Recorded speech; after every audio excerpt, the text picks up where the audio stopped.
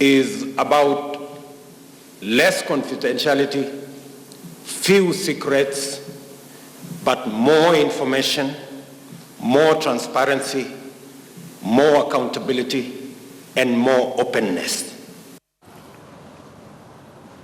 Moving on, Cabinet Secretary for Interior Dr. Fred Matiang'i has pressed upon police bosses to family incorporate communities in martyrs policing.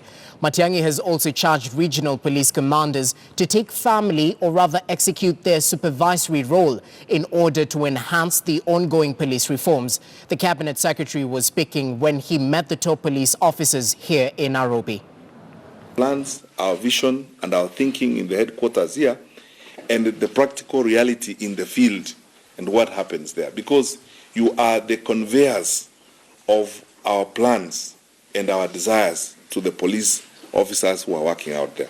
So how you transmit what we all intend to do by how you interact with the police officers and how you manage them is what's going to make the difference. And that's why we're having the training today, so that we understand each other, so that as soon as you report in your respective stations, you will begin that journey of having a new police service out there in the field. A lot has been said, and I want to thank the Inspector General of Police and the DIGs for the work that they have done. I have had occasion to look at the design of this program and what you are going to learn. This is very good, and it's phenomenal for our country. I mean, let's be very honest. Looking at where we've come from and where we are at today, we are offering high-level senior training for our police officers, and we are going even higher. Soon enough, His Excellency the President will break ground for our new, modern, and one of its own kind institution on the continent, our Senior Police Leadership Training Campus in Karen, where we now want to interact with best practices globally in policing and bring brothers and sisters who are doing policing in other environments to train us, because the work we do requires that we improve and we increase the capacities that we have. So, ladies and gentlemen, this is very important. You should be grateful to God, and I should be too, that we have this opportunity at this point in time to drive the changes that we all desire in our police service. As you go out, I want to urge you, number one, to understand that policing has changed. Long time ago, we used to think that all you needed to be a good police officer is muscle, a rungu, or a gun, and some sort of voice so that you push people around. Now we know you need a hell lot more than that. Crime has become sophisticated. We are dealing with a highly sophisticated criminal environment.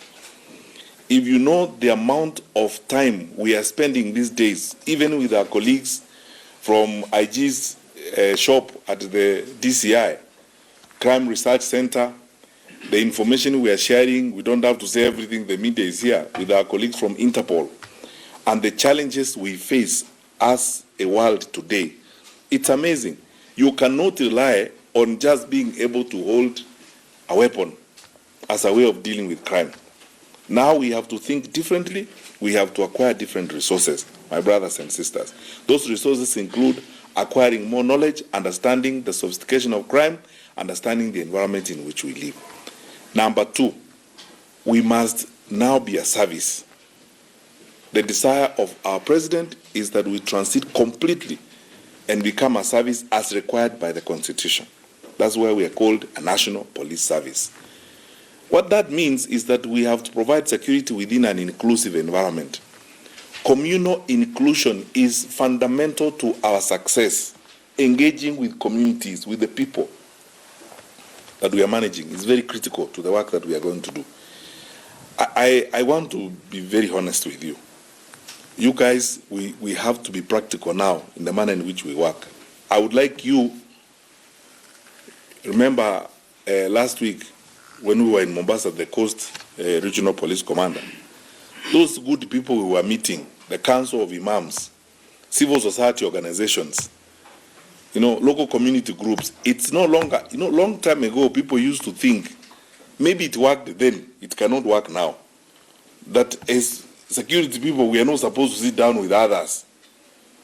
What we are supposed to do with them is beat them when they ask us questions, or chase them away, or never allow them to come near us. That madness is gone. We have to police in a new environment. We have to have meetings with our people. We are serving Kenyans.